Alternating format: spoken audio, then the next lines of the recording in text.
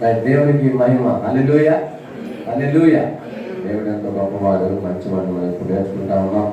మన స్థితిగతులు ఎలా ఉన్నప్పటికీ దేవుడు మాత్రం మనల్ని ఆదరించేవాడు. ఆయన కార్యాలు మన పట్ల ఎన్నో చేస్తూనే ఉంటాం. ఆయనకు అసాధ్యం లేదు, సమస్తము సాధ్యమే. మనుషులు కాబట్టి మనకు ప్రతిదీ అసంభవం అనిపిస్తూ ఉంటుంది. చిన్నదైనా పెద్దదైనా, ముఖ్యంగా కష్టాలు వచ్చినప్పుడు, బాధలు వచ్చినప్పుడు, శ్రమలు వచ్చినప్పుడు నాకు ఎవరు తోడలేరు, నేను ఒంటరి రావడం, నేను ఒంటరి రావడం మనకు ఫీల్ అవుతూ ఉంటాం. కానీ జ్ఞాపకం పెట్టుకోవాల్సింది దేవుడు మనకు తోడుగా ఉన్నాడు.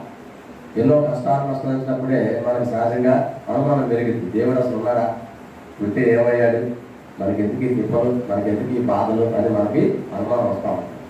దేవుని లేఖనాలను చూసినప్పుడు ఇశ్రాయేలు ప్రజలు యెరూషలేము పట్టబడినప్పుడు మరి ఇశ్రాయేలు ప్రజలు అందరూ కూడా యూదా జాతి వారు అందరూ కూడా చెరలోకి తీసుకుని వెళ్ళే సందర్భంలో వారు కూడా అలాగే ఫీల్ అయ్యారు. దేవుడు అనేవాడు ఉన్నాడు, అసలు ఇలా అయిపోయింది, మాకు ఎక్కడ ఆశ లేదు, నిరీక్షణ లేదు, ఇక మా పని అయిపోయింది, మా బ్రతుకులు అయిపోయాయని చెప్పి చాలా కంగారు పడ్డారు. ముఖ్యంగా ఇర్మియా విలాప వాక్యం అనేటువంటి గ్రంథాన్ని అసలు ఇర్మియా కూడా అలాగే ఫీల్ అయ్యారు. ఆయనకి విలాప ప్రవక్త అని పేరు, అంటే రోధించే ప్రవక్త, తన జనుల కోసం నిత్యము రోధించే ప్రవక్త. అలాంటి ప్రవక్తకు కూడా దిగులు వచ్చిందనమాట. ఎందుకంటే అక్కడ కలిగిన సంభవాలు అలాంటివి. ప్రజలందరూ కూడా చాలా నిరాశలో ఉన్నారు, దిగుల్లో ఉన్నారు, కష్టంలో ఉన్నారు, చాలా బాధలో ఉన్నారు. అంటే పరరాజుల పరిపాలనలో ఉండడం అనేది ఎవరికి కూడా ఇష్టమైనదిగా. ఎవరన్నా మన మీద పెత్తనం చేస్తుంటే మనకు నచ్చిందా చెప్పండి? మనమే ఒకరి మీద పెత్తనం చేద్దాం అనుకుంటాం, అంటే డామినేషన్. ఇతరుల మీద మన మీద ఎవరు పెత్తనం చేస్తే సహించం. ఇవి మనం చేసే ఉద్యోగంలో అయినా మన మీద బాస్ కొత్త డిస్కించాడు, నేను మానేస్తాను ఉద్యోగం వస్తాను, ఎందుకంటే మనకి నచ్చదు. కొంతవరకు సహిస్తాం, తట్టుకునేంత మనకైతే పర్వాలేదు, కానీ అంతకంటే ఎక్కువైతే వదిలిపెట్టడానికి ప్రయత్నం చేస్తాం. ఆనాటి ఆ ప్రజలకు కూడా దేవుని జనులే, కానీ దేవుని యొక్క వాక్యాలను సరిగా అర్థం చేసుకున్నప్పుడు, దేవుని వాక్యాలను అనుసరించినందున, దేవుని లేఖనాలను పాటించినందున వారికి శ్రమలు వచ్చాయి. అందుకే వారు అందరూ వచ్చి చెరలోకి వెళ్ళిపోయారు. చెరలోకి తీసుకుని వెళ్ళిన తర్వాత వాళ్ళకి చాలా తిప్పలు వచ్చాయి. ఆ తిప్పలకు వచ్చిన సందర్భంలో వారు చాలా నిరాశలకు వెళ్ళిపోయారు. అలాంటి సందర్భంలో ఇర్మియాకి మరలా దేవుని యొక్క వాక్యం ద్వారా ఆయనకి ప్రోత్సాహం కలిగింది. ఏమిటంటే దేవుడు మనకు సహాయం చేసేవాడే, ఆయన మనకి అన్యాయం చేసేవాడు కాదనే సంఘం ఆయనకు ఎదురైంది. చదువుకున్న ఈ వాక్యాన్ని మనం ఒకసారి విలాప వాక్యములు 3వ అధ్యాయము 21 నుంచి 26 వచనాలు చదువుకుందాం. ఇర్మియా గ్రంథం తర్వాత ఉంటుంది విలాప వాక్యములు. విలాప వాక్యములు 3వ అధ్యాయము 21 నుంచి 26 వచనాలు. నేను దీన్ని జ్ఞాపకం చేసుకొనగా నాకు ఆశ పుట్టుచున్నది. యెహోవా కృపగలవాడు, ఆయన వాత్సల్యత ఎడతెగక నిలిచినది గనుక మనము నిర్మూలము కాకుండా వారు అనుదినము నూతనముగా ఆయనకు వాత్సల్యం పుట్టుచున్నది. నీవు ఎంతైనా నమ్మదగిన వాడు. యెహోవా నా భాగమని నేను అనుకొనుచున్నాను, ఆయన యందు నేను నమ్మిక ఎంచుకొనుచున్నాను. తన్ను ఆశ్రయించు వారి ఎడల యెహోవా దయాళుడు, తన్ను వెతుకు వారి ఎడల ఆయన దయచూపువాడు. నరులు ఆశ కలిగి యెహోవా అనుగ్రహించు రక్షణ కొరకు ఓపికతో కనిపెట్టడం మంచిది. విలాప వాక్యములు అంటే ఏడుపు గీతం అని చెప్పవచ్చు, లేదా దుఃఖ గీతం. ఏడుస్తున్నప్పుడు కూడా పాట పాడతారా? పాడతాం కదా, విలాపం అన్నమాట ఏడుపు అనమాట.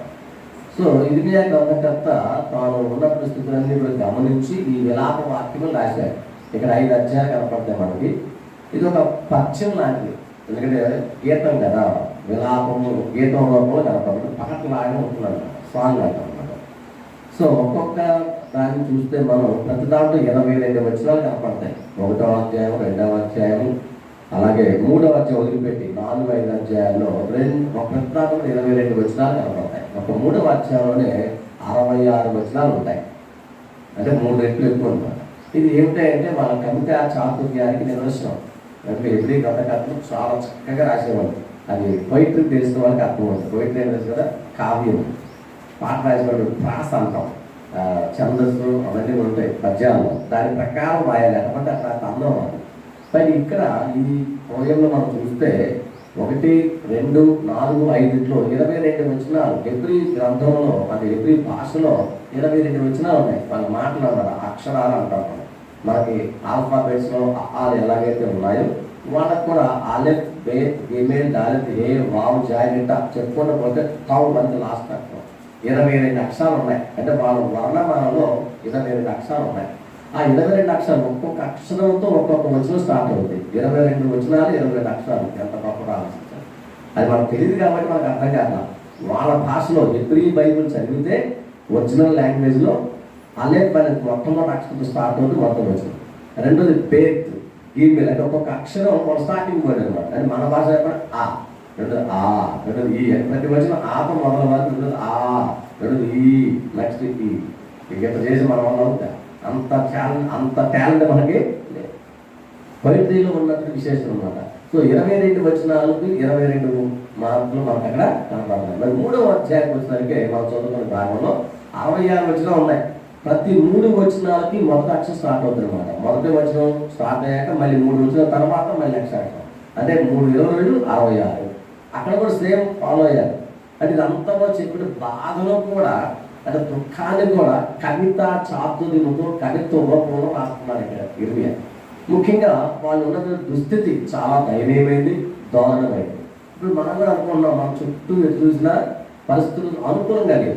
మనకు ఆశలే లేవేగా, అంతా కదా ఆశలు వచ్చిందనేక జరిగే ఛాన్స్ లేదు, అవకాశమే లేదు. ఎటు చూసిన నిరాశ, ఎటు చూసిన దుఃఖం, ఎటు చూసిన బాధ, ఎటు చూసిన శ్రమ, ఎటు చూసిన ఇబ్బంది.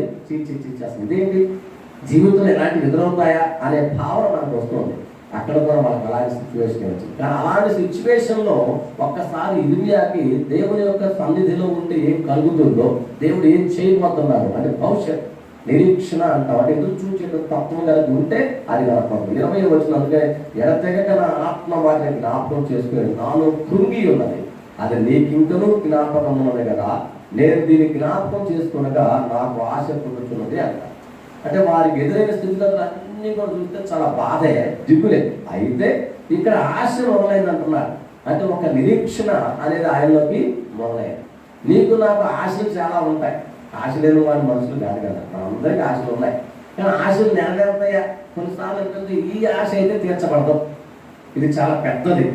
ఒక్కసారి అంటాం ఇది మరి పేరాశ అంటే ఆశ, దురాశ, పేరాశ, నిరాశ చాలా ఉన్నాయి ఆశలు. నిరాశలోకి వెళ్ళిపోతాం. ఆశ నెరవేరకపోతే నిరాశలోకి వెళ్తాం. అంటే ఇక నా వల్ల కాదు, ఇక ఆత్మ వేస్ట్, మనం చచ్చిపోవడమే శరణం. ఎందుకంటే ఏమీ కూడా మనకు ఉపయోగం కావట్లా, అనుకున్న దాన్ని దేవుడు నెరవేర్చట్లా. కానీ నా ఆశ ఎలాంటిది? పేరాశ, దురాశ ఏమో ఎక్కువగా ఉందేమో, కానీ నిజముగా సరైన ఆశ అయితే కనుక దేవుడు తీర్చేవాడే. అందుకే అన్న ఇక్కడ ఇవి అన్నాడు కదా, నాకు ఆశ పుట్టుచున్నది. ఆశ పుట్టించే వరకు దేవుడే. మనం చచ్చిపోవడం మన వల్ల కాదు అనుకున్నప్పుడు దేవుడు తన వాక్యం ద్వారా మాట్లాడతాడు. ఏమని? నువ్వు ఎప్పుడైతే దిగుల్లో ఉన్నావో దేవుడు వచ్చి వాగ్దానం చేస్తాడు, నేను నీకు తోడుగా ఉన్నాను. ఎంత గొప్ప దేవుడు! ఈ మాటలన్నింటిలో కూడా 3 ప్రధాన సంఖ్యలో కనపడతా ఉన్నాయి. దేవునికి గుణగణాలు చాలా ఉన్నాయి. ఆ గుణగణాల్లో వీరున్న బాధల్లో 3 గుణాలు దేవుడికి ఏవైతే ఉన్నాయో చాలా గుణాలు ఉన్నాయి. వాటిలో 3 గుణాలు మొట్టమొదటిగా ఆయన చెబుతున్న మాట కలపదు. 22వ వచనంలో మొదటి మాట, ఆయన కరుణామయుడు. ఎందుకు? కృప చూపించేవాడు. అది ఆయన కరుణ చాలా గొప్పది. మనం కూడా అంటాం, అప్ప ఎంత గొప్పవాడండి, ఆయన కరుణగల దేవుడు, కృపగల దేవుడు అని కృప ఆయన మాట్లాడారు. కృపను గురించి మనం ఎన్ని పాటలు ఉన్నాయో, మనం చాలా పాటలు పాడతాం కృప మీద. కానీ ఆ కృప అనేది చాలా చిన్న పదం అనుకుంటాం, 2 అక్షరాలే కదా, లేదా కరుణ అంటే 3 అక్షరాలే కదా అని. కానీ ఆ పదములో చాలా స్పష్టమైన విషయం మనం తెలుసుకోవాలి. ఏమిటంటే దేవుల్లో విశిష్ట గుణాల్లో చాలా గొప్పది అనమాట. ఎందుకు గొప్పది? ఏ విధమైన యోగ్యత లేని వారికి, ఏ విధమైన అర్హత లేని వారికి, ఎలాంటివి పొందుకోవడానికి ఛాన్స్ లేని వారికి దేవుడు ఉచితంగా ఇవ్వడం అనమాట. అది కృప. వీరు చాలా దిగుల్లో ఉన్నప్పుడు, బాధలో ఉన్నప్పుడు దేవుడు కృప చూపిస్తున్నాడు. అందుకని ఆయన కరుణామయుడు. మనం అనుకుంటాం, ఎవరి మీద జాలి చూపించినప్పుడు, కరుణ చూపించినప్పుడు ఏమన్నాం? ఎంత జాలి గలవాడండి, కృప కలిగిన వాడండి, మంచి వ్యక్తి అని అంతా కదా. అంటే ఆయన కృపామయుడు దేవుడు ఉన్నప్పుడు నీకు నాకు కూడా ఆయన గమనించే వారిగా మనలో కూడా కృప అనేది ఉండాలి. దేవుడు నిజంగా నీ పక్షాన నా పక్షాన కృప చూపించేవాడు, దయ చూపించేవాడు. మనం అనుకుంటాం నిజంగా రండి, ఎవరైనా వచ్చి జాలిగా ఎవరైనా నా పట్ల కొంచెం కనికరం చూపించండి. కృప, కనికరం, కరుణ అవన్నీ విశ్రమింగ్స్ అంటారు. అంటే పర్యాయ పదాలు, సమానార్థం మాట. కనికరం, అందుకని కనికరం గలవారు ధన్యులు వారు. కనికరం పొందిన అష్టధన్యతలో ఒక ధన్యత యేసు వారు పర్వత చెప్పారు. కనికరం గలవారు ధన్యులు. మన కనికరం లేకపోతే కనికరం మనకు చూపించబడదు. మనం దిగులుగా ఉన్నప్పుడు, ఆశ లేదనుకున్నప్పుడు దేవుని వైపు చూస్తే, దేవుని వాక్యం చదువుతుంటే మనకు అర్థమవుతుంది, ఈయన గొప్ప దేవుడు, ఈయన నిజంగానే మన ఆశలు తీర్చే దేవుడు. ఎందుకు ఆశలు తీర్చమంటే ఆయన కృప కలిగిన వాడు, కనికరమ కలిగిన వాడు, కరుణ కలిగిన వాడు. మనల్ని పేర్లు ఉంటున్నాం, కరుణ, కృప, అలా పేర్లు పెట్టుకుంటారు. ఆ పేర్లు అంటే వాళ్ళు అంత చక్కగా కనికరం కలిగి ఉండాలి, కరుణ కలిగి ఉండాలి, కృప కలిగి ఉండాలని పేర్లు పెడతా ఉంటాం. ఇంగ్లీష్లో గ్రేస్, మర్సీ ఇలా వాడుతూ ఉంటారు. మరి నిజంగా దేవుని కృపను, కనికరాన్ని మీరు ఎప్పుడైనా ఫీల్ అయ్యారా? బాధలో, శ్రమలో, ఇబ్బందుల్లో దేవుని కృపను మీరు చూడగలిగితే మీరు అది నిరీక్షణ కలిగిస్తుంది అనమాట. అక్కడ గ్రంథకర్త చెప్పే మాట, ఈ ఇర్మియా గ్రంథకర్త ఈ విలాప వాక్యాలు చెప్పిన మాటల్లో ఏడుస్తూ చెబుతున్నాడు, నాకు ఆశ పడుతుంది. ఎందుకు ఆశపడుతుందో తెలుసా? కరుణామయుడు నాకు తోడుగా ఉన్నాడు, ఆయన కరుణ మీద చూపిస్తున్నాడు. ఎందుకు కరుణ? మనం ఏం చేసామంటే మనం తప్పేంటంటే, చూడు 103వ కీర్తన 10వ వచనం అయితే మనం శిక్షణ పాత్రలు అనే మాటలు అక్కడ కీర్తనకారు చెప్పిన మాట కనపడదు. 103వ కీర్తన 10వ వచనం చదువుకుందాం. Psalms 103 verse 10.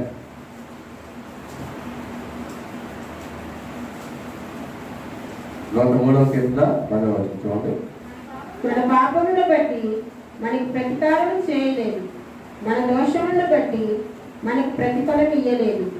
మన దోషాలు, మన పాపాలను బట్టి ఆయన ఏమీ కూడా శిక్షించలేదు అని. ఒకవేళ మన పాపాలను బట్టి, మన దోషాలను బట్టి శిక్షకు వేస్తే మనం అయిపోయాం. అంటే శిక్షకు పాత్రలు నిజానికి మనం అంటున్నారు కీర్తనకారు. నిజమే, మనం అన్నిటికీ శిక్షకు పాత్రలు. ఎందుకని? దేవుని వాక్యాలు చదువుతున్నాం, వింటున్నాం, కానీ దేవుని వాక్యాన్ని ప్రకారం జీవించడానికి మన వల్ల కావట్లేదు. మనలో ఏదో ఒక దోషం ఉంటాం, మన గొప్ప వాళ్ళమే, చాలా స్పెషలిస్టులమే, అందుకే మనం బతుకున్నాం అనుకునేది. దేవుని కృప అక్కడ కూడా ఆయన అదే జ్ఞాపకం చేసుకున్నాడు. దేవుడు కృప కలిగిన వాడు. మనం శిక్షకు పాత్రులమే కానీ శిక్ష నుంచి తప్పించబడ్డామంటే మన మీద నీతి పరులు, న్యాయవంతులు అని కాదు. ఇక చుట్టూ మనం గమనిస్తున్న చాలా మందికి ఎన్నో ఇబ్బందులు వస్తున్నాయి. అంటే వాళ్ళేమో పనికిమానులు, పాపులు, మన పరిశుద్ధులు అని కాదు ఇక్కడ. మరి వాళ్ళకి మనకి తేడా ఏంటంటే ఇక్కడ చెప్తుంది వాక్యం, మన పట్ల దేవుని కృప ఎక్కువగా ఉంది. మళ్ళీ కౌంటర్ క్వశ్చన్, అంటే వాళ్ళ పట్ల లేదా అండి? లేదని లేదు. అలాంటప్పుడు కూడా వాళ్ళు ఎలా ఉంటారో చూస్తారు దేవుడు. ఒకవేళ మనకి ఇబ్బంది వచ్చినప్పుడు, మనకు ఒక సమస్య వచ్చినప్పుడు, లేకపోతే వ్యాధి వచ్చినప్పుడు, రోగం వచ్చినప్పుడు టెన్షన్ పడక్కర్లా. అలాంటప్పుడు మనం ఇంకా గట్టిగా, ధైర్యంగా ప్రభు యందు నిలబడాలి. ఎందుకంటే ఆయన కరుణ కలిగిన వారంటే దేవునికి మహిమ కలుగునుగా. ఆయన మనల్ని బలపరచడానికే. అలాంటప్పుడు నీ లోపల వైఖరి ఎలా ఉంటుంది? బయటికి బాగానే ఉంటాం, లోపల కదా, మనసులో అంతరంగంలో ఎలా ఉన్నాం. శ్రమ వచ్చినప్పుడే మన నిజ జీవితం బయటపడుతుంది, బాధ వచ్చినప్పుడే మన వ్యక్తిత్వం బయటపడుతుంది, క్యారెక్టర్ అంటుంది. నిజంగానే దేవుడు ఆశను పుట్టించేవాడు. నువ్వు నిరాశపడబాక. ఇప్పుడు శ్రమ వచ్చింది, బాధ వచ్చింది అని చెప్పి అయ్యో అని చెప్పి దిగులు పడబాక. తప్పకుండా మంచి నిరీక్షణ మనకి దేవుడు ఇస్తున్నాడు. గుడ్ హోప్ అన్నాడు. శుభప్రదమైన నిరీక్షణ మన ముందు దేవుడు ఇచ్చాడు. కానీ ఎంతకాలం అండి ఈ బాధ, ఎంతకాలం అండి ఈ తిప్పలు? వారు పడిన బాధలు చాలా కాలం. ఇశ్రాయేలు ప్రజలు దేవుని మాటను ఉల్లంఘించినందున, ధిక్కరించినందున వారందరూ కూడా ఆ రాజుల పరిపాలనలో తీసుకుని వెళ్ళారు. ఇర్మియా గారు చెప్పాడు, 70 సంవత్సరాలు నేను చెరలో ఉంటానయా అన్నారు. 70 సంవత్సరాలు చెరలోకి వెళ్ళారు. అవి అయిన వాళ్ళు బయటకు వచ్చే అవకాశం లేదు. అలాగే మన పట్ల దేవుని యొక్క ఉద్దేశాలు ఏమిటో మనకు తెలియదు. ఒకవేళ మీకు దిగులు వచ్చినప్పుడు గుర్తుపెట్టుకోవాల్సింది, దేవుడు మనకు తోడుగా ఉన్నారు, ఆయన ఆశ కలిగించాడు. ఆశలు కలిగి ఉంటాం, నిరాశ వద్దు. నిరాశవాది ఎప్పుడు కూడా దిగులు పడతా, ఇతరులు కూడా దిగులు పరుస్తూ ఉంటారు, నిరాశపరుస్తూ ఉంటారు. దుర్వార్తలు వింటే మనకి ఏమాత్రం చెప్పండి, ఎప్పుడు మనం కూడా నిరాశ పడతాం. అందుకే దుర్వార్త చూడబాకండి, మంచి వార్త చూడాలి. కానీ ఉపయోగం చేయాలంటే టీవీ పెడితే ఎక్కువ వచ్చి దుర్వార్తలే. అంటే వాళ్ళకి అది వచ్చింది, వాళ్ళకి ఇది వచ్చింది, వాళ్ళు తెచ్చిపోయి, వీళ్ళు తెచ్చిపోయి, ఇవే కదా మనకు కొట్టి ఆశ పుట్టుకోవచ్చు. అందుకే అంత మనం జాగ్రత్త, అనారోగ్యంతో అసలు చూడగలం. ఆ అనుమానం మనకి. మీరు ఏదైనా ఒక హాస్పిటల్కి వెళ్ళినప్పుడు, హాస్పిటల్లో ఉదాహరణ షుగర్ హాస్పిటల్కి వెళ్ళాం అనుకోండి, అక్కడ రాసి ఉంటుంది నిబంధనలన్నీ, ఈ లక్షణాలన్నీ మీలో ఉన్నాయో చూసుకోండి, ఇది ఉంటే మీకు కూడా షుగర్ ఉన్నట్టే ఉంటుంది. ఆ నెంబర్లు కౌంట్ చేస్తే మనకు కూడా ఉంటుంది భయం, నాకు ఈ నెంబర్లన్నీ నాకు కూడా ఉన్నాయే అని షుగర్ ఉందేమో అనుమానం అనమాట. అక్కడ ఏదైనా జనరల్గా రాసి ఉంటాయి, పలానా నెంబర్ పలానా ఉంటే మీకు అలసట ఉంటే, లేకపోతే దిగులు ఉంటే అని నెంబర్లు ఉంటా ఉంటాయి. సో చూడగానే మనకు కూడా అనుమానం వస్తూ ఉంటాయి. అవన్నీ ప్రక్కన పెట్టేయడమే. ఏం పర్వాలేదు, మనకు ఆశ. శ్రమ ఉంది, శ్రమలోనే మనం ధైర్యంగా నిలబడాలి, బాధలోనే మనం దేవుని శక్తులు చూడగలగాలి. ఈ దేవుడు బాధల్లో విడిచిపెట్టేవాడు కాదు. మనమందరం కూడా నిజానికి శిక్షగా పాత్రలమే. కానీ ఇక్కడ చెప్తున్నాడు, యెహోవా కృపగలవాడు, ఆయన వాత్సల్యం ఎనదగగా నిలుతుంది కనుక అక్కడ చెప్పండి, మనము నిర్మూలంలో కాకుండా వారము. దేవునికి మహిమ కలుగుగా. మనం నిర్మూలం కావట్లేదు అనే కారణం చెబుతున్నాడు. ఆయన మన పట్ల కరుణ చూపిస్తున్నాడు. అందుకే కరుణామయుడు. ఆయన నిజంగా అద్భుతాలు చూపించే దేవుడు. ఆయన కరుణ చూపిస్తున్న దేవుడు, కృప చూపిస్తున్న దేవుడు, కనికర సంపన్నుడు. కనికరం ఎంత ఉందంటే చెప్పలేం, దానికి అంతం లేదన్నమాట. అందుకే ఇంకా మనం నాశనం కావని చెప్తున్నాడు. ఎందుకు తెలుసా? దేవుడు కృప చూపిస్తున్నాడు ఎప్పుడు కూడా. అందుకనే నువ్వు ఎంత కృపామయుడు దేవా, నువ్వు నిజంగా కృపామయుడు ప్రభా. నీ కృప లేకపోతే, నీ కరుణ లేకపోతే నేను బ్రతకలేదు ప్రభా. ఆశపడుతుంది. ఎందుకు ఆశ తెలుసా? దేవుడు కనికరం చూపించి దేవుడు, కృప చూపించి దేవుడు. నీలో నిజంగా దేవుడు కృపను బట్టి అవకాశం వచ్చిన పిల్లలను జ్ఞాపకం చేసుకుంటే, దేవుడు కృపను జ్ఞాపకం చేసుకుంటే, నీకు ఎన్ని ఉపకారాలు దేవుడు చేసి ఒకసారి జ్ఞాపకం చేసుకోండి. నా ప్రాణమయ యెహోవాను స్తుతించుము, ఆయన చేసిన ఉపకారం దేనిని మరొకము 103 కీర్తనకారుడు దావీదు చెప్పాడు. ఎన్నో ఉపకారాలు చేసి ఒకసారి జ్ఞాపకం చేసుకోండి. మరలా ఆశ పుట్టింది. ఎస్, దేవుడు నిజంగానే కృప చూపించేవాడు. అందుకే ఆయన కరుణామయుడు. ఎంత ఆయన సముద్రం అంత కృప చూపించాడు. సముద్రానికి అంతం లేదు, విశాలమైంది. దేవుడు కృప కూడా అంటుందండి. దేవుడు అందుకనే నీ పట్ల కృప చూపిస్తున్నాడు కాబట్టే మనం నాశనం కాలా, ఇంకా బ్రతుకున్నాం. సో భయపడాల్సిన పని లేదు, ఆందోళన చెందొద్దు. ఈ సిచ్యువేషన్ ఎలా ఉన్నా, ఆర్థిక సిచ్యువేషన్స్, ఒకసారి ఫైనాన్షియల్ ప్రాబ్లమ్స్, ఎందుకంటే సమస్యలు అలా ఉంటాయి. ఆర్థికంగా ఇబ్బందులు, అనారోగ్య సంబంధ ఇబ్బందులు, కుటుంబంలో కలతలు, మనుషులతో ఇబ్బందులు, ఇలా రకరకాలు వస్తూ ఉంటాయి. అవన్నీ వచ్చినా మన ముందు ఉన్న వాటన్నింటినీ ధైర్యంగా ఎదుర్కోవడానికి దేవుడు మనకి సామర్థ్యాన్ని ఇచ్చేవాడు. శ్రమం చుట్టూ ఉన్నప్పుడే మనం ధైర్యంగా నిలబడాలి. ఎందుకంటే ఆయన మనకు తోడుగా ఉన్నాడు, కృప చూపించే దేవుడు ఉన్నాడు. అందుకనే ఆయన మనకు తన కృప చూపిస్తారని చెప్తున్నాడు. ఆ తర్వాత 23వ వచనంలో మనం చూసినట్లయితే, అనుదినము నూతనముగా ఆయనకు వాత్సల్యత పుట్టుచున్నది. నీవు ఎంతైనా నమ్మదగిన వాడు. ఎంత నమ్మదగిన వాడు చెప్తున్నాడు. ఎంతైనా నమ్మచ్చు ఎవరిని? దేవుడిని. ఎందుకో తెలుసా? ఎవ్రీడే, ప్రతిరోజు కూడా నూతనముగా ఆయనకు ప్రేమ పడుతున్నాడు. అందుకే ప్రేమామయుడు. వాత్సల్యం అంటే ప్రేమ. ఆయన మరో లక్షణం ఏంటంటే కేవలం కరుణ చూపించడం కాదు, ప్రేమ చూపించేవాడు. ప్రేమామయుడు ఆయన. ఎప్పుడంటే ప్రేమ ప్రతిరోజు. రేపు ఏమవుద్దో అని మనకు చింత, కానీ దేవుడు అన్నాడు రేపు చింత నీకు ఎందుకు, ఏనాటికి ఆనాటికి చాలు. ఈ రోజు గురించి ఆలోచించు. రేపటి గురించి ప్లాన్ వేయొద్దని చెప్పట్లేదు, కానీ దాని గురించి దిగులు పడతా కూర్చోంటారు. మనం దిగులు పడతా ఉంటే నిరాశ ఎక్కువైపోతుంది. ఇంకా దిగులుతో మనిషి చచ్చిపోతాం. అందుకని ఆశ కలిగి ఉండడం తప్ప నిరాశ కలిగి ఉండడం. నిరాశ కలిగి నువ్వు పక్కన కూడా నిరాశ పరచబాక. నువ్వు దిగులు పడతా పక్కన దిగులు పెట్టబాక. మరి ఏం చేయాలి? ఉత్సాహంగా ఉంటూ పక్కన ఉత్సాహంగా ఉంచుతాం. మనం సంతోషంగా ఉంటూ పక్కన సంతోషం. ఎలా సాధ్యమవుతుందండి? ఇదిగో నూతనంగా ఆ అక్షయం చూపించే దేవుడు, ఆ వాత్సల్యం చాలా గొప్ప. అంటే ఆయన ప్రేమ చూపిస్తున్నాడు నీ మీద, నా మీద. దేవుడు ప్రేమ చూపిస్తున్నాడండి. దేవుడు ప్రేమామయుడు. ఆయన ప్రేమకు అంతం. అందుకే దేవుడు ప్రేమై ఉన్నాడు మన యోహాను. God is love, but love is not God. ప్రేమ దేవుడు కాదు, కానీ దేవుడి ప్రేమ. దేవుడి ప్రతిరూపమే ప్రేమ. ప్రేమ దేవుడు కాదు. చాలా మంది మిస్అండర్స్టాండ్ చేసుకుంటారు, కానీ అపార్థం చేసుకుంటారు. మనం గుర్తుపెట్టుకోవాలి, దేవుడు ప్రేమ రోజు కూడా నీ పట్ల ఫ్రెష్గా ఉంటుంది. కాయగూరలు తెచ్చి అసలే ఎండాకాలంలో పెట్టాం అనుకోండి, ఎండలు ఎక్కడ చెప్పడం ఒకసారి వాడిపోతాయి. తెచ్చినప్పుడు తాజా కూడా ఫ్రెష్గానే ఉంటాయి, కానీ ఎండలో పెట్టేస్తే అవి వాడిపోతాయి. నెక్స్ట్ వీక్ పని చేయవు, ఆకుకూరలు అసలు పని చేయవు. అలాగే మనం కూడా రేపు టైం చూపిస్తారో లేదో అని అనుకుంటాం, రేపు మళ్ళీ ఫ్రెష్. ఈ రోజు సంగతి ఆలోచించాం, రేపు తెల్లారితే మళ్ళీ ఏమిటో, రేపు మళ్ళీ దేవుడు టైం చూపిస్తాడు. అందుకే ఇక్కడ కనపడుతుంది, నువ్వు నిరాశపడబాక అనుదినము నూతనంగా ఫ్రెష్ అనమాట. Fresh love. ప్రతిరోజు కొత్తగా దేవుడు నీ మీద ప్రేమ చూపిస్తున్నాడు. మనం అంటే చూసిన వివాహమైన ఆరంభంలో ఆ దంపతులు ఎంతో అన్యోన్యంగా ఉంటారో, ఏ దంపతులైనా ఏ జంట అయినా కొత్తగా పెళ్ళైనా కాలం గడిచే కొంత సంవత్సరాలు అయిపోయేసరికి కొంచెం ఇబ్బందులు ఎదురవుతూ ఉంటాయి కదా, మనస్పర్ధలు. ఫ్యామిలీ అన్నా ఉండాలి, అవి లేకపోతే ఆనందం ఉండదు. ఎప్పుడు ఒకరికి ఎక్కుతుంది, చిన్న చిన్నగా అలగటాలు ఉండాలి కూడా, అది కూడా మంచిదే. అలాగే గీచి గాలిమని అవుతారు చూసారా, చిలికి గాలిమని అవుతారు. మనం అట్లా లాక్డౌన్ మళ్ళీ అన్నీ అండర్స్టాండ్ చేసుకోవాలి. మళ్ళీ మిస్అండర్స్టాండింగ్ సవరించుకొని మళ్ళీ క్లియర్ అయిపోతే అప్ప మజాగా ఉంది ఆ ఫ్యామిలీ. సో మళ్ళీ ఫ్రెష్ లవ్ అనమాట. సో వాళ్ళు అలా పుట్టాలి. అలాగే దేవుడు కూడా నీ మీద నా మీద అలాంటి ప్రేమ చూపిస్తా ఉన్నాడు. వీరు ప్రేమామయుడు కాబట్టి నేను జ్ఞాపకం పెట్టుకున్నా, ఆయన ఎంతైనా నమ్మదగిన దేవుడు. మనమైతే నమ్మదగిన వాడు, కానీ ఆయన నమ్మదగిన వాడే. ఎంతో ట్రస్ట్ వద్ది అనమాట. మనుషులు నమ్మితే మనం మోసం చేస్తాం. ఈ లోకంలో మనుషులు ఎప్పుడు మనం మోసం చేసేవాడే, కానీ దేవుడు ఎప్పుడు మనల్ని మోసం చేయడు. నిన్ను మోసం చేయడండి. దేవుడు నమ్మదగిన వాడు. అందుకని ఆయన నిజముగా నిన్ను ప్రేమిస్తున్నాడు. ఎంతగా ప్రేమిస్తున్నాడంటే ఒక మాట చెప్పాలంటే ప్రభువు నిన్ను ఎంతగా ప్రేమిస్తున్నాడు, మన కొరకు ఆయన ప్రాణాన్ని పణంగా పెట్టినంతగా ప్రేమిస్తున్నాడు. లోకంలో ఎవరు చూపలేని ప్రేమ యేసు ప్రేమ. ప్రేమ మీద కూడా ఎన్ని పాటలు ఉన్నాయో, ఒక మీద చాలా పాటలు ఉన్నాయి, ఆయన ప్రేమ మీద ఎన్నో పాటలు ఉన్నాయి. ఎన్ని పాటలు పాడుకున్నా విన్నా ఇంకా మనకి తనివి తీరదు. ఎందుకంటే అంత గొప్ప దేవుడు ఆయన. మనం సేవిస్తున్న దేవుడు ఎంత గొప్పవాడో ఈ మాటల్లో మనకు కనపడదు. మనం అనుకున్న అన్నిటి కూడా నెరవేర్చే దేవుడు, మన జీవితంలో కావాల్సిన అన్ని కూడా ఇచ్చే దేవుడు. ఆ ప్రేమ మనం దేని నుంచి కూడా విడిపించచ్చు. రోమాపత్రిక 8వ అధ్యాయం 38, 39 వచనాలు చదువుకుందాం.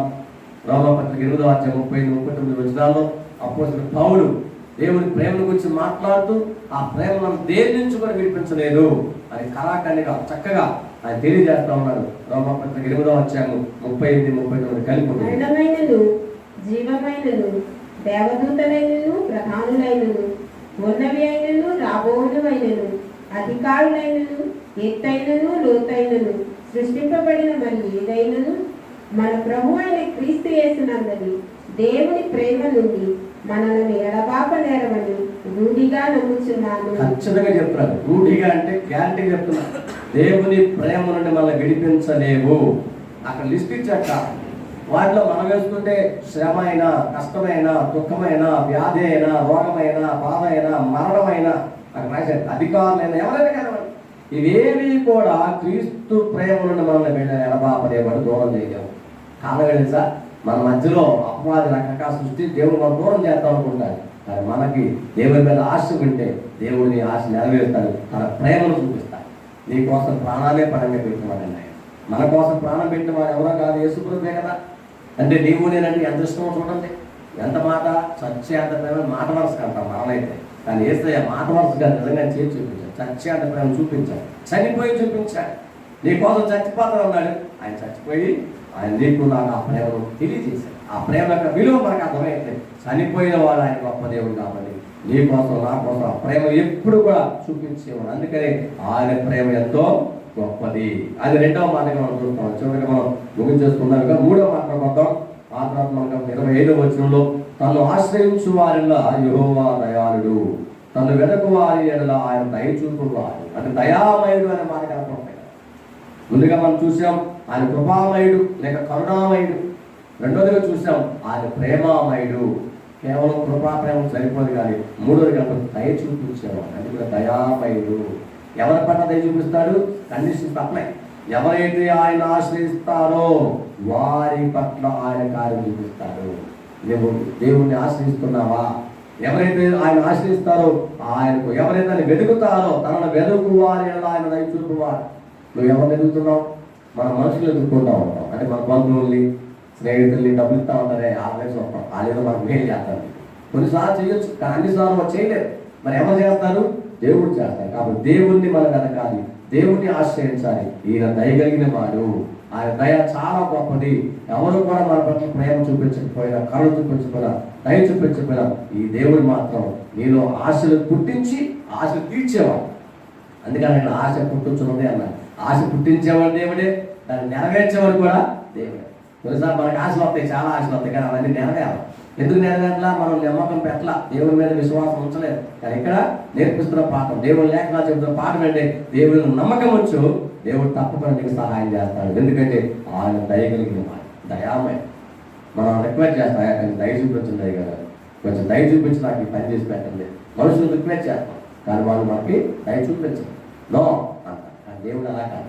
నువ్వు రిక్వెస్ట్ చేస్తే, అది విజ్ఞాపన చేస్తే, విన్నవించుకుంటే, నువ్వు ఏదైతే కోరుకున్నావో దాన్ని తప్పకుండా దేవుడు ఇచ్చేవాడు. నువ్వు ఏం కావాలనుకున్నావు దాన్ని తప్పకుండా ఇచ్చేవాడు. యెషయా గ్రంథం 26వ అధ్యాయం 3వ వచనం చదువుకొని మనం ముగించుకుందాం. యెషయా గ్రంథం 26వ అధ్యాయం 3వ వచనంలో యెషయా భక్తుడు స్పష్టంగా దేవుణ్ణి ఆశ్రయించేవాడు ప్రేమను పట్ల మాట్లాడుతూ ఆయన దయను గురించి మాట్లాడుతూ ఉన్నాడు.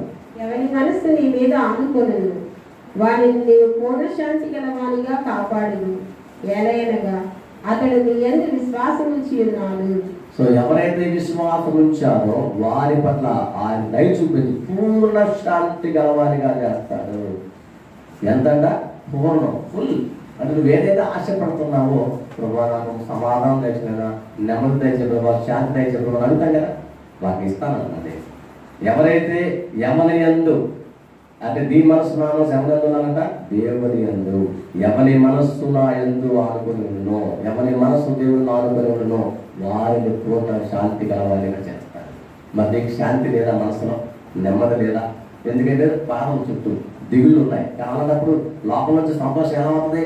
ఆ సంతోషం రావాలంటే నీ మనసు ప్రభు మీద పెట్టాలి, ఆయన మీద విశ్వాసం ఉంచాలి. మన మాట చెప్పండి, నమ్మకం ఉంచాలి. ఎంత నమ్మకం? ఆయన ఖచ్చితంగా నాకు చేస్తాడు, నిశ్చయముగా దేవుడు నీకు సహాయం చేస్తాడు.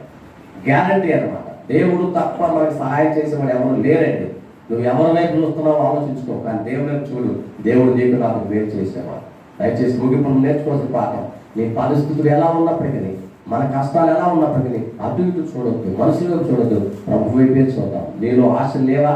ఆశలు పుట్టించేవాడు ఆయన. ఆశలు పుట్టించడమే కాదు, ఆశలు తీర్చే దేవుడు ఆయన. నువ్వు ఎలాంటి ఆశ ఉన్నప్పటికీ ప్రభు వైపు చూడు. నీ ఆశలు నెరవేర్చేవాడు, తీర్చేవాడు. ఎలా తీర్చగలంటే ఆయన కృపా కలిగిన వాడు, లేక కరుణామయుడు. నీ మీద నా మీద తన కరుణను విస్తరింపజేస్తున్నవాడు. ఆయన నిజంగా మన పట్ల తన కృపను బహుగా పొడిగిస్తున్నాడు. ఆయన ప్రేమామయుడు, నీ మీద ప్రేమ కలిగిన వాడు కాబట్టి ఆ ప్రేమను చూపిస్తున్నాడు. నా కోసం నీ కోసం ప్రాణాన్ని పరంగా పెట్టాడు. తెలుగులో బలియాగమైన ప్రేమమయుడు యేసయ్య కనపడతా ఉన్నాడు. మన అవసరాలన్నీ కూడా చూసి దయ చూపించి నన్ను నిన్ను ముందు నడిపిస్తాడు. నీకు ఇస్తాను పదా అని చెప్పి దయతో ధైర్యంగా మనల్ని ఆయన కృపాసనం ఎదుట మనం నడిపిస్తున్నాడు. కాబట్టి భయపడద్దు విశ్వాసి, మనం ధైర్యంగా ఉందాం. మన ఆశలు తీర్చే దేవుడు మనకు తోడే ఉన్నాడు. ఆయన చూసి దేవుని పొందుకొని ఈ కష్టకాలంలో ఉపయోగిస్తున్నాం. తమలో మంచి కాలం చూసుకుంటే ప్రార్థన చేస్తూ ముగించుకుంటాం. ప్రేమని విశ్వాసాల చదువుకున్న లేఖనాలను మనం ధ్యానం చేస్తాం. విలాప వాక్యములలో ఉన్న వాక్యము మనం చూసాము. దేవుడు ఎంత నమ్మదగినవాడో మనకు అర్థమైంది. నువ్వు శ్రమల్లో ఉన్నావు అనుకుంటున్నావు, దిగుల్లో ఉన్నావు, బాధల్లో ఉన్నావు, కష్టాల్లో ఉన్నావు, పరిస్థితులు అన్నీ కూడా వ్యతిరేకంగా ఉన్నాయి. ఆశలు లేనిక, నిరాశే, నిస్పృహే, జీవితానికి గమ్యం కనపడాలని అనుకున్నావు. కానీ ఆశలు పుట్టించేవాడు. నీ ఆశలు పుట్టించడమే కాదండి, మన ఆశలు తీర్చేదేవుడు ఈయన. ఎందుకంటే ఆయన కరుణామయుడు, ఆయన ప్రేమామయుడు, ఆయన దయామయుడు కనుక నిన్ను నన్ను బహుగా ప్రేమిస్తున్న దేవుడు ముందుకు నడిపిస్తున్నాడు. ఆశలను నెరవేర్చడానికి, తీర్చడానికి ఆయన మనకు సిద్ధంగా ఉన్నాడు. కానీ మనమే ఆయన మీద మనస్సు నగ్నం చేయలేకపోతున్నాం. ఆయన సన్నిధిలో మనం భక్తి పూర్వకంగా జీవించలేకపోతా ఉన్నాం. తిరిగి మరలా మనం దేవుడి కొరకు కట్టుకుందాం, దేవుడి కోసం జీవిద్దాం. దిగులు పడద్దు, భయపడద్దు, ఆందోళన చెందొద్దు. ప్రభు మీద విశ్వాసం కలిగి ధైర్యంగా ముందుకు పోదాం. మన ఆశలు తీర్చేవాడు ఆయన. మహోన్నతుడా, మా మంచి దేవాన్ని నీ వాక్యం ద్వారా నాతో మాట్లాడడానికి స్తోత్రం తండ్రి. నీవెంతైనా నమ్మదగిన వాడు. ఆశలు లేని మాకు ఆశలు పుట్టిస్తున్నావు. అంత మాత్రమే కాదు, ఆశలు తీర్చే దేవుడు నీకు నేర్పించి స్తోత్రం. దేవాని వాక్యాలను వినడం మాత్రమే కాదు, అందులో ఉన్న సత్యాన్ని గ్రహించి నీ అందరి విశ్వాసంతో, నమ్మకంతో ఎదురు చూచేవారిగా, ఆశావాహ దృక్పథంతో కొనసాగే భాగ్యం మాకు దయచేయాలి. మీరు చేస్తున్న ఉద్యోగాల్లో సహాయం చేయండి, వ్యాపారం స్థిరపరచండి, లాభాలు దయచేయండి, వారి కోరికలు మన్నించండి. నీకు తగిన పాత్రలు, సాక్షులు మనం అందరినీ వాడుకుంటాం. అలాగే మొదలు ఎవరైతే అనారోగ్యంగా ఉన్నారు సంపూర్ణంగా స్వస్థపరచండి, ఆరోగ్యం ఇచ్చేయండి. ఈ కరోనా మహమ్మారి కాలంలో ప్రత్యేక భద్రత మీరు మాకు దయచేసి ప్రార్థించండి. నీ కృప వల్లనే మేము ఇంకా జీవించున్నాం. మేము నిర్మూలన కాకున్నామంటే కేవలం నీ కృప, దయా, సంకల్పం చొప్పున మనం నడిపిస్తున్నాం. అందుకే స్తోత్రాలు. అలాగే బిడ్డ నమ్మకస్తున్నాయి దశ భాగం ప్రత్యేకతను కానిపిస్తూ ఉన్నారు. ఏసయ్య వారికి 30 తత్తాలు, 60 తత్తాలు, 100 దయచేసి దేవుడానికి స్తోత్రం లేని వారికి ఇవ్వగలిగిస్తున్నారు. నీకు ఇచ్చినటువంటి వారికి దీవెన, ఆదరణ, ఆశీర్వాదం దయచేసి కృప చూపించి మహిమ, ఘనత, ప్రభావాలు మీరే పొందుకోవాలి. సర్వోన్నతుడైన యేసుక్రీస్తునామములో వేడుకొనుచున్నాము తండ్రి, ఆమేన్. మా తండ్రి దేవుని ప్రేమ, కుమారుడు యేసుక్రీస్తు కృప, పరిశుద్ధాత్మ దేవుని కార్యాల సహవాసం గురించి మనకును ఈ లోకమంతా సమస్త పరిశుద్ధులు ఇప్పుడు ఎల్లప్పుడు సదాకాలం తోడైన నడిపించును గాక. ఆమేన్. God bless you all.